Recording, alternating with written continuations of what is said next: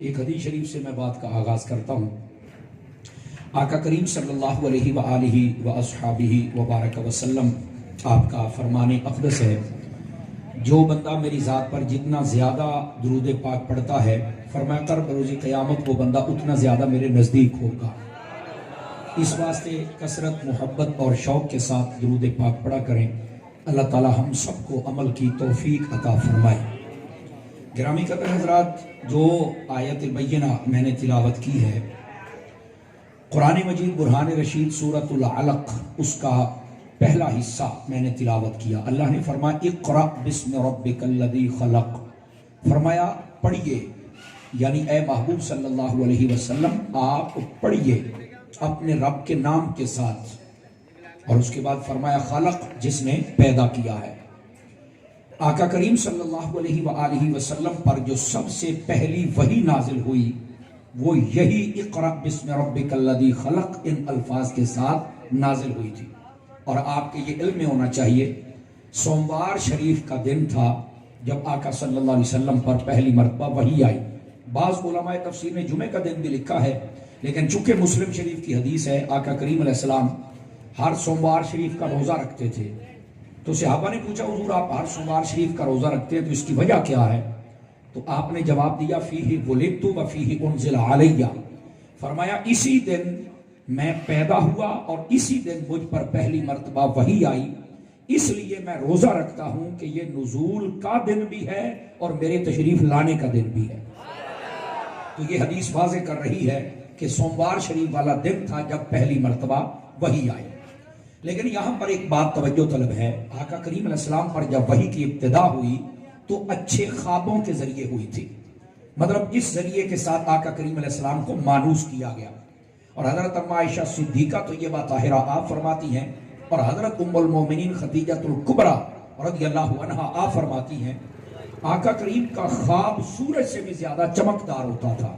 تو اس کا مطلب یہ ہے کہ سورج کی چمک میں کمی آ سکتی ہے، لیکن حضور کا خواب اس میں کبھی جھوٹ نہیں آ سکتا، حضور کا خواب سچا ہی ہوتا تھا۔ اور یہاں یہ مسئلہ بھی یاد رکھ لیں، سامنے والے ڈبے آپ کے نہیں چل رہے بیٹے، ان کو چلانے کی کوشش، سامنے والے ڈبے تیرے نہیں چل رہے۔ گرامی قدر حضرات، آقا کریم صلی اللہ علیہ وآلہ وسلم آپ کا جو خواب تھا وہ آقا کا خواب بھی ہمارے لیے حجت ہے، یہ بات ذہن نشین فرما لیں آپ حضرات۔ اور دوسری بات توجہ طلب ہے، اچھے خواب آتے تھے۔ آج ہمارے جتنے احباب بیٹھے ہیں، مائیں بہنیں بھی ہیں، عمومی طور پہ دیکھا یہ گیا ہے کہ یہ کہتے ہیں کہ ہمیں نا برے خواب آتے ہیں۔ برے خواب کا کیا مطلب؟ ڈراؤنے خواب۔ کسی کو سانپ نظر آتا ہے، کسی کو جناب اونٹ نظر آتے ہیں، تو کسی کو کوئی چیز ہے، او جی میں ڈر کے اٹھ گیا ہوں تو مجھے خواب آتے ہیں۔ تو یہ اچھے خواب کیسے آئے؟ تو فرمایا جب تم اپنے تخیلات اچھے رکھو گے اور نیکیاں کرو گے تو تمہیں اچھے خواب آئیں گے۔ سمجھ آ رہی ہے؟ اور یہاں پر یہ بات ذہن نشین فرما لیں، جب آپ نے سونا ہے تو ہمارے ہاتھ کے اندر ریموٹ ہوتا ہے، وہ چینل چینج کرتے کرتے ہمیں نیند آ جاتی ہے اور نہ جانے کیا دیکھ رہے ہوتے ہیں، تو خواب کے اندر وہ سانپ بچھو ہی آئیں گے نا، نہیں توجہ فرما رہے۔ اور اگر ہاتھ میں تسبیح ہو اور درود پڑھتے سو جائیں، میرا خیال ہے اگلی بات کرنے کی حاجت ہی نہیں ہے، تو پھر تو آقا کریم صلی اللہ علیہ وسلم کی زیارت بھی ہو سکتی ہے۔ اصل میں ہم اپنا رخ نہیں نہ بدلنا چاہتے، ہم چاہتے ہیں کہ بس ہم جو مرضی کریں نا۔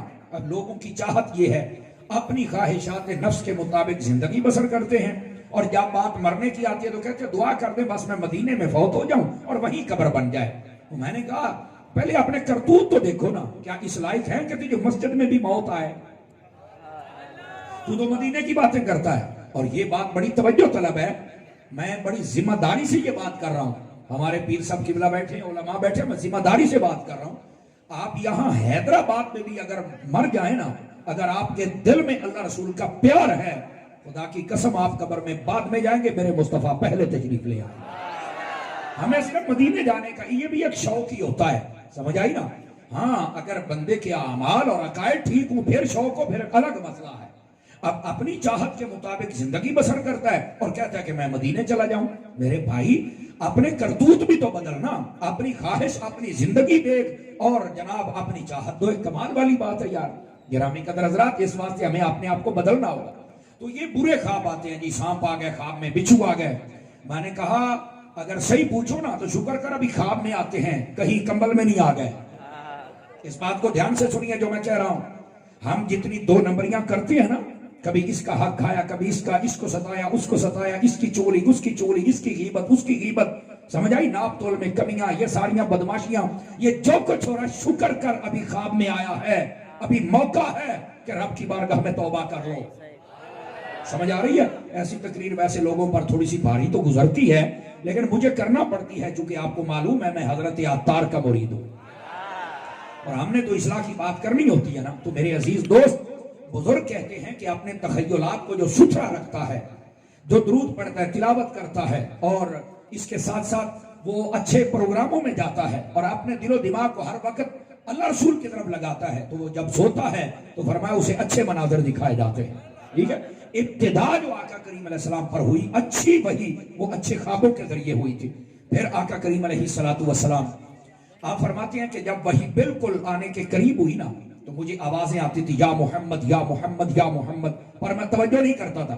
حضرت پیر صاحب بیٹھے، آپ ان سے پوچھ کے دیکھ لیں، صوفیاء کے نزدیک یہ بہت بڑا اصول ہے کہ آپ جس سے پیار کریں نا، پھر توجہ ادھر رکھیں، جتنی مرضی بڑی آفر آ جائے دوسری آفر کو ٹھکرا دیا کریں. میرا خیال ہے میں بات نہیں سمجھا سکا. اب سنیوں کو سمجھانا بھی تو کوئی سوکھا کام تو نہیں نا، جب تک لفافے کا پیکٹ نہ آ جائے چاولوں والا تو کیسے سمجھیں گے؟ ناراض نہ ہو نا میری بات پر. حضرت بابا فرید الملت والدین والحق، آپ ایک مرتبہ آپ کے پیر صاحب نے بھیجا کہ آپ کوئی نہ چیز بازار میں لے کے آئیں. آپ جب گئے نا لینے کے لیے تو اعلان ہو رہا تھا خواجہ شیخ نجم الدین کبرا آپ تشریف لائے ہیں، جو دیکھے گا نا تو بخشا جائے گا. تو آپ دکان میں چھپ گئے اور اپنی آنکھوں پر پردہ ڈال لیا. تو پیر بھی تو دیکھنے والا تھا نا، دیکھنے والے تو قیامت کی نظر رکھتے ہیں. تو آپ جب واپس آئے تو کہا فرید اتنا لیٹ کیوں آئے ہو؟ تو جو ایسا بن رہا تھی، فرید لیٹ ہے کیوں آئے ہو؟ تو کہنے لگے حضرت اس لیے کہ بازار میں تھوڑا رش تھا. تو فرمایا کس بات کا رش تھا؟ اب بات انہی سے نکلوانی تھی. انہوں نے کہا ایسے ایسے شیخ نجم الدین کبرا کے بارے میں اعلان ہو رہا تھا. تو فرمایا پھر آپ نے دیدار نہیں کیا؟ تو آپ نے پھر اپنی محبت کا جو ثبوت دیا نا ایسے، فرمایا اگر آپ کو دیکھ کے میں نہیں نہ بخشا جاؤں گا تو پھر ادھر دیکھنے کی بھی ضرورت نہیں ہے، مجھے پیار آپ سے ہے. اب میں ساری محبتیں ٹھکرا سکتا ہوں پر آپ کے پیار کو نہیں ٹھکرا سکتا. یہ جو صوفیاء کی لائن ہوتی ہے، اس میں محبت میں بھی کسی کو شریک کرنے کی اجازت نہیں ہے. تو میرے رسول پاک صلی اللہ علیہ وسلم، آپ جب محبت رب سے فرماتے ہیں، اور آپ کو پتا ہے کہ آپ پہاڑوں پر چل کے عبادت کرتے تھے، اور کس انداز میں، توجہ میری طرف رکھیے گا، یہ تفسیر روح البیان میں روایت موجود ہے جو میں آپ کو سنانے لگا ہوں. فرماتے آقا کریم سب سے پہلے کوہ صبیر پر گئے تھے عبادات کرنے کے لیے. 3 دن 7 دن یا 1 مہینے کا آپ کھانا پینا ساتھ لے کے جاتے تھے. کوہ صبیر پر چڑھے، یہ سنے کئی بندے پہلی مرتبہ سن رہے ہوں گے یہ بات. فرمایا کہ وہ پہاڑ کانپنے لگا.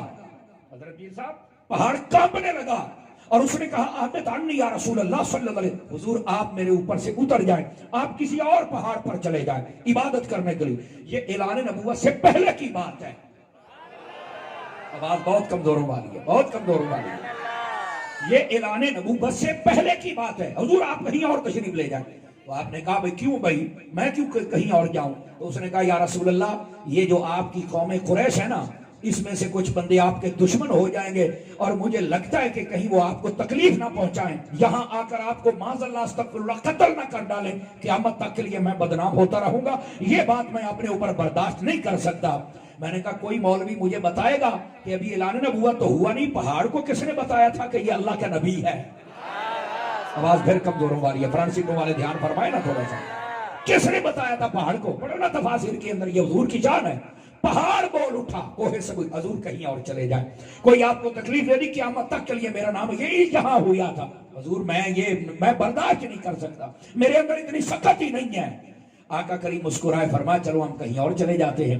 اور جب آپ پہاڑ پر چڑھے نا، جس کو غار ہرا جس کے اوپر ہے، آپ جب وہاں پہنچے تو جب آپ عبادت کرنے لگے تو پہاڑ بولا یا رسول اللہ یہاں آئے ٹھہرے، میں ہوں نا.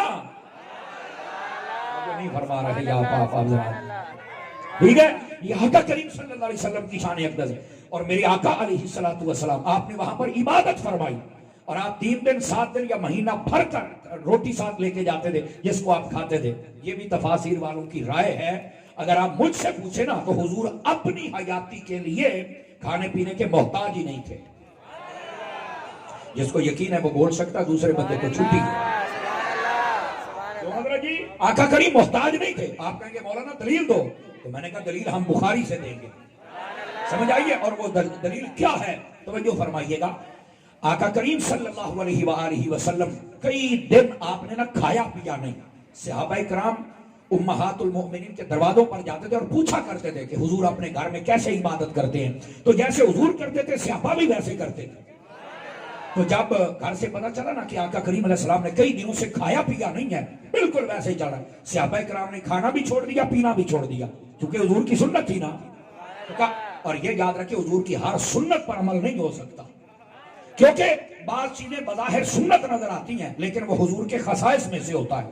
جیسے ہمیں حکم ہے 4 شادیاں کریں, نبی پاک کی 11 تھی. اب زیادہ شادیاں کرنا تو نبی کی سنت ہے, پر خصائص ہیں ان کے, یہ وہی کر سکتے, کوئی اور نہیں کر سکتا. بظاہر سنت لگتی ہے لیکن خصائص ہے, اس کے بعد جا ہی نہیں سکتے. چاند کو توڑنا ہے, بظاہر تو نبی پاک کی سنت لگتی ہے چاند کو توڑنا, تو توڑ کے دکھانا, کوئی نہیں توڑ سکتا. میں نے کہا سنت ہے پر حضور کی خصوصیت بھی ہے کہ حضور ہی چاند توڑ سکتے ہیں. آپ کو بات سمجھ آ رہی ہے, کوئی نہیں آ رہی؟ تو کچھ چیزیں سنت بظاہر ہوتی ہیں پر وہ حضور کے خصائص ہوتے ہیں, ٹھیک ہے, کوئی اور نہیں اس کو عمل کر سکتا. اسی طریقے کے ساتھ یہ کھانے پینے کے بغیر رہنا, یہ بظاہر بھوکا رہنا حضور کی سنت ہے, لیکن زیادہ دنوں تک یہ صرف حضور کی خصوصیت ہے, کوئی اور ایسے نہیں رہ سکتا. اور سننا یہاں پر آپ سنیں گے تو آپ کو لطف آ جائے گا. اندر کی دنیا بھی اگر اش نہ کرے تو پھر کہنا. صحابہ کرام نے جب کھانا پینا چھوڑا نا تو میرے آقا کو پتا تو چل گیا, آپ نے کسی کو کچھ نہیں کہا. فرمایا دیکھتے ہیں کب تک چلیں گے, جو نہیں فرما رہے, دیکھتے ہیں کب تک چلیں گے. توجہ کرنا سارے حضرات. جب 4-5 دن گزرے نا, آپ بخاری شریف پڑھیں, بخاری میں نہ ہو میں ذمہ دار ہوں. کوئی صحابی گھر سے نہیں اٹھ سکا, بھوک سے نڈھال ہو گئے نا, کوئی راستے میں گر گیا, کوئی مسجد کے دروازے پر, کوئی مسجد کے اندر. آقا کریم آئے نا, اور فرمایا تمہیں کیا ہوا ہے؟ پتا تو تھا.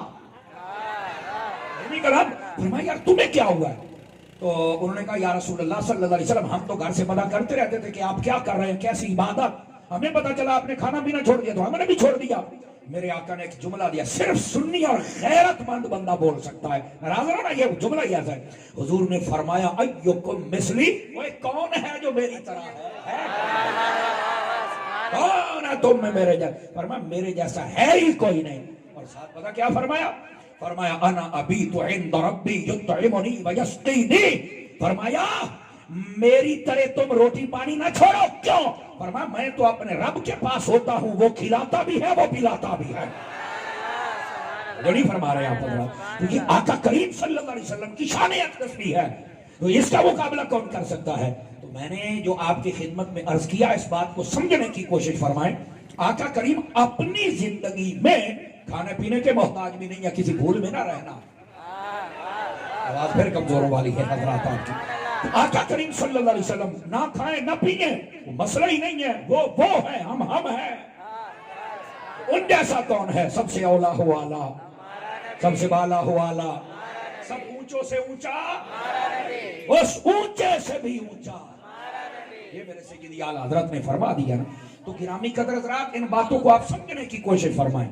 تو آقا کریم صلی اللہ علیہ وسلم آپ پہاڑ پہ جاتے, پہاڑ بول پڑتا ہے, اور آقا وہاں پر عبادات کرتے ہیں.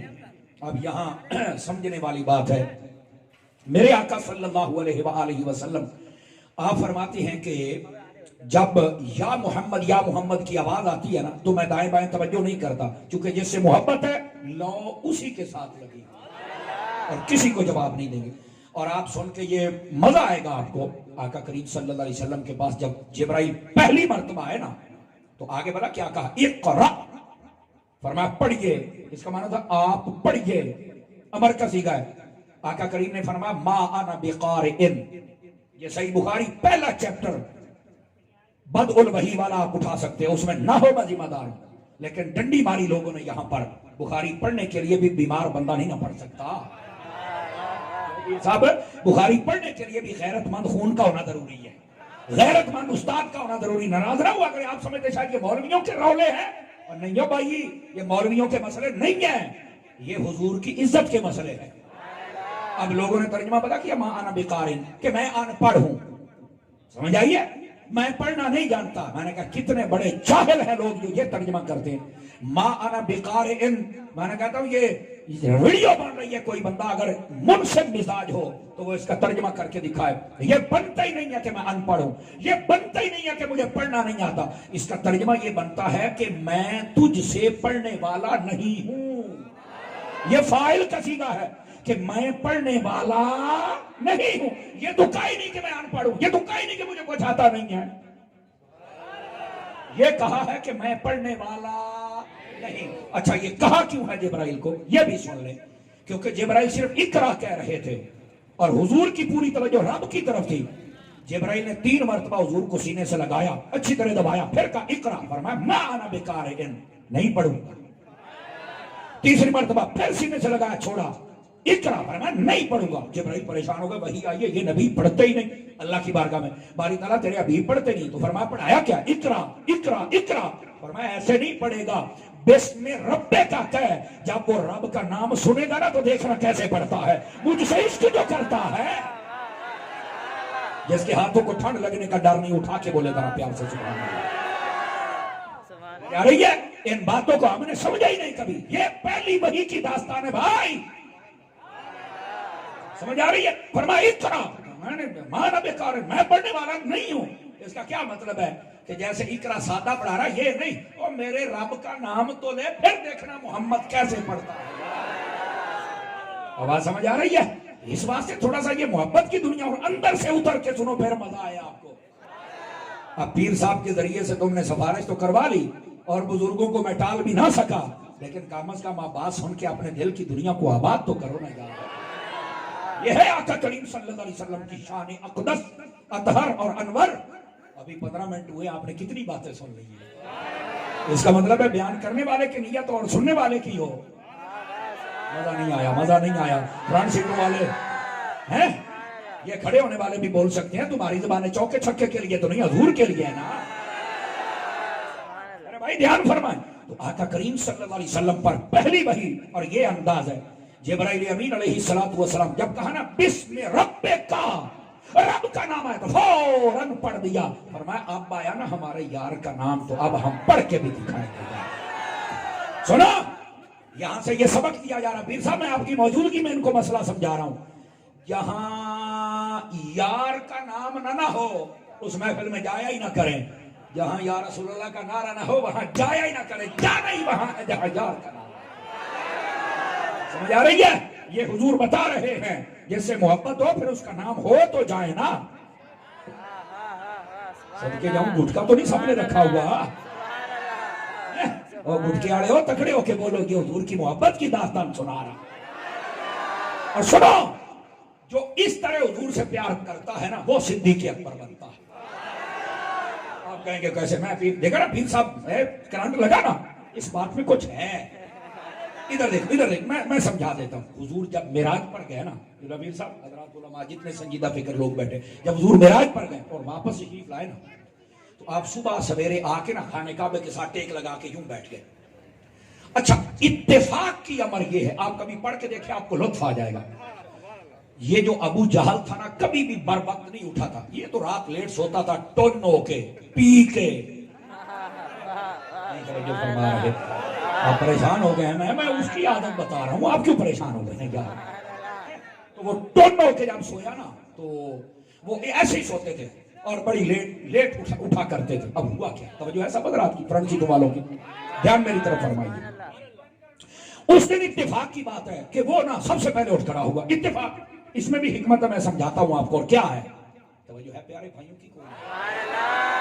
ہوا یہ کہ اس نے نا کھانے کعبے کے ساتھ گزرنے کے ایسے کر کے دیکھا نا اندر کیا ہے, تو حضور کو دیکھا تو آقا کریم نے اسے دیکھ کر مسکرا پڑے. آج یہ متھے لگ گیا سویرے سویرے. وہ آقا کریم نے مسکرا پڑے. ادھر دیکھیں میری طرف. آپ جب مسکرائے نا تو دور سے کہنے لگا آج بھی کچھ نئی خبر ہے. او فرمایا ادھر آج تو بڑی ٹیٹ خبر ہے. صدقے جاؤں تمہاری چوپ پر ہے, جلدی آج تو بڑی مزے کی خبر. اس نے کہا کیا ہوا. آپ نے فرمایا راتوں رات, اب جملہ سننا اور سمجھ آئے تو بولنا, یہاں سے بیت المقدس, وہاں سے ساتوں آسمان ہو کے میں آ گیا ہوں. غضب ہو گیا, بھاگا اس کا دروازہ کھٹکھٹا، اس کا اٹھو اٹھو، اپنی کمپنی کے سارے بندوں کو اٹھا رہا ہے۔ اس دن ابو جہل کو سب سے پہلے لانے کا مطلب پتہ کیا تھا؟ فرمایا حبیب شان تیری ہے، یہ تو عاشق بتاتے ہیں، پر آج ہم نظام بدلتے ہیں، دشمن تیرا ہوگا، شانیں بھی تیری بیان کریں۔ نہیں فرما رہے آپ بادا سب کو اٹھو، غضب ہو گیا، تم سوئے ہوئے اٹھو۔ وہ سارے کہنے لگے اب جاہل کدھر آ گیا، صبح سویرے سونے تو دینا، اٹھو غضب ہو گیا۔ سارے اٹھ، کیا غضب ہوا؟ اس نے کہا وہ مسلمانوں نے بھی نہیں کہا، پھر کیا ہوا؟ اس نے کہا آج تو غضب ہو گیا۔ وہ کہتا راتوں رات میں گیا ان کو، ہوئی باپ رے یہ کیا ہو گیا بھائی؟ سارے اکٹھے ہو گئے۔ انہوں نے کہا آج موقع ہے کہ صدیق کو نا نبی سے جدا کیا جائے۔ کہا وہ کیسے؟ کہا یہ تو کوئی مانے گا ہی نہیں، تو صدیق تو بڑا سمجھدار بندہ ہے، تو جب وہ نہیں مانے گا تو آج اس نبی کا سارا کام ختم ہو جائے گا۔ ان کو بھی پتا تھا کہ جب تک صدیق ساتھ ہے نا، نہیں توجہ فرما رہے آپ حضرات، جب تک ساتھ ہے نا اس وقت تک کوئی ماں نے جنا نہیں جو نظر اٹھا کے دیکھے۔ سمجھ آئی ہے؟ اچھا وہ چلے گئے صدیق اکبر کے دروازے پر، دروازہ کھٹکھٹایا، باہر تشریف لائے۔ آپ نے جب دیکھا نا، اب یہ اس جملے کا لطف لینا اگر آ جائے تو، یہ سب آپ نے جب دیکھا نا کہ ایک سے ایک بڑھ کے جاہل، ایک سے ایک بڑھ کے جاہل سارے آپ نے فرمایا واہ بھائی یہ سارے کمینے کہاں اکٹھے ہو گئے، مطمئن کمینے۔ تھوڑا سا جملے کا لطف لے لینا یار۔ اب یہ ابو جہل کی بات ہو رہی ہے، تکلیف تو اس کو ہو کہ جس کے نان کے داد کے ابو جہل ہوں، جس کے ہیں وہ نہ بولے، جس کے ہیں، جس کے نہیں ہیں وہ تو بولے نا کم از کم سبحان اللہ یار۔ تو صحیح نہ خدا کے بدل او آپ نے تم سارے کدھر ہوئی، کیا ہوا؟ کیا ہے؟ غضب، کیا غضب ہوا ہے؟ کہتے ایک مسئلہ بتا، بات کرنے کا سٹائل دیکھو، کیا مسئلہ ہے؟ کہا بتاؤ اگر کوئی کہے کہ میں راتوں رات یہاں سے بیت المقدس کیا مان جائے گا؟ نہیں مانوں گا۔ اگر وہ کہے آ گیا، نہیں مانوں گا، سفر ہی بڑا لمبا ہے۔ کہتے ہیں بس بھی ڈن ہو گیا، بس آ گیا ہے، چال میں ہے۔ ہوا کیا ہے؟ کہنے لگے وہ جو تیرا نبی ہے، ہاں ہاں اس نے کہا ہے۔ فرما انہوں نے کہا ہے تو میں مانتا ہوں۔ ابھی بھی ہاتھ نیچے رکھو گے؟ وہ کیا کیا تمہیں؟ انہوں نے کہا ابے تو آپ نے کہا ہے کہ میں نہیں مانوں گا، کوئی جا نہیں سکتا تو ابھی کہا تم تو بندوں کے بارے میں پوچھ رہے ہو، میرا نبی تو اللہ کا حبیب ہے، وہ جا بھی سکتا ہے، وہ آ بھی سکتا۔ ایسا پیار کر حضور کے ساتھ، ایسی محبت کر حضور کے ساتھ، پوچھ کے نہیں، مولویوں سے فتوے لے کے نہیں کہ انگوٹھے چومنے ہیں یا نہیں چومنے۔ تو نے کیا پیار کیا بتا، جھنڈے لگانے ہیں کہ نہیں لگانے، تو محبت کرے گا۔ کمال والی بات ہے جب آقا کا نام آئے بیوی بچے بھی پیچھے ہو جائیں، آقا کی محبت سب سے آگے آ جائے۔ یہ انداز اپنے اندر ہونا چاہیے۔ کو بات سمجھو کہ کوئی نہیں سمجھے آپ حضرات؟ تو یہ جو اس انداز سے میرے آقا سے پیار کرتا ہے، پھر وہ صدیق اکبر کا غلام بنتا ہے۔ اچھا یہاں پر ایک اور لطیف بات بھی بتاؤں آپ کو، دھیرے سے کہنے لگا ہوں، دھیرے سے بتا دوں اگر آپ جاگ رہے ہیں۔ جی میرے اللہ آپ کو خوش رکھے، خیر و برکت سے، جزاک اللہ۔ یہ دھیرے سے میں بات کہنے لگا ہوں۔ گرامی قدر حضرات، محبوب پاک صلی اللہ علیہ وآلہ وسلم آپ نے نا صدیق اکبر سے پوچھا، ادھر دیکھیں، آپ نے فرمایا کہ صدیق جب انہوں نے کہا تھا تو تسلی کر لیتا، فرمایا میں کیسے تسلی کرتا، اور بعد میں انہوں نے کہا تسلی تو کر، آپ نے فرمایا میں تسلی نہیں کروں گا، کیوں؟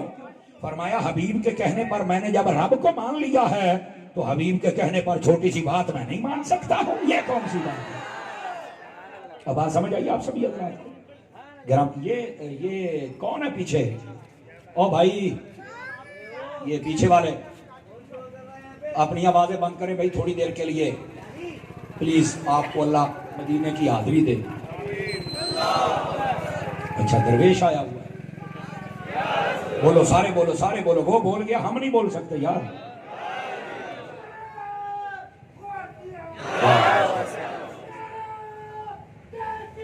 اچھا یار واہ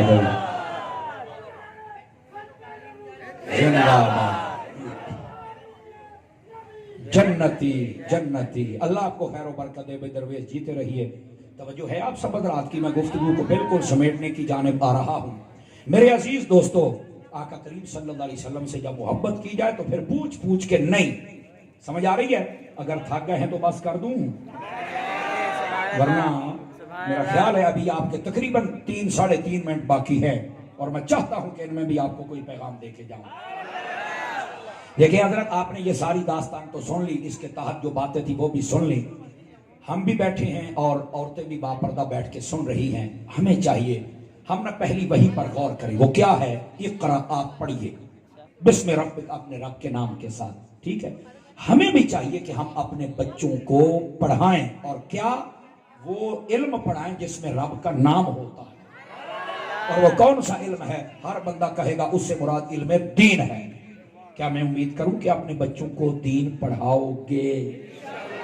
لیکن ایک بات ادھر دیکھیں، ایک بچہ اسکول جاتا ہے، ایک بچہ مدرسے میں جاتا ہے، ایک ہی گھر، ایک ہی گیٹ، ایک ہی ماں باپ، وہ جب نکلتے ہیں تو فرق پتہ کیا ہے؟ اسکول جانے والا well dress and good looking, سمجھ آئی؟ ٹیفن اس کے ہاتھ میں ہے اور لنچ باکس جسے کہتے ہیں، اور پیسے بھی لے کے جا رہا ہے۔ مدرسے جانے والا سادہ جوتا، بس کوئی نہیں، ویسے ہی جا رہا ہے۔ کیوں نا انصافی کرتے ہیں؟ اور دوسری بات، اسکول والا جب جاتا ہے تو اس کا باکس، اس کا بستہ، اس کا بیگ اس کی پیٹھ کے پیچھے ہوتا ہے۔